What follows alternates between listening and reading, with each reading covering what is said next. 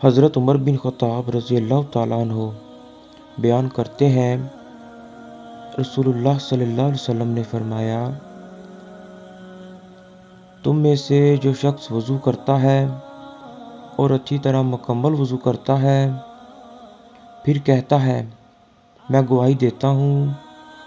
کہ اللہ تعالیٰ کے سوا کوئی معبود برحق نہیں، اور یہ کہ محمد صلی اللہ علیہ وسلم اس کے بندے اور اس کے رسول ہیں،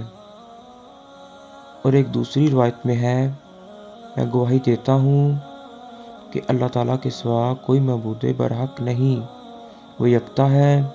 اس کا کوئی شریک نہیں، اور میں گواہی دیتا ہوں کہ محمد صلی اللہ علیہ وسلم اس کے بندے اور اس کے رسول ہیں، تو اس کے لیے جنت کے 8 دروازے کھول دیے جاتے ہیں، وہ جس سے چاہے داخل ہو جائے۔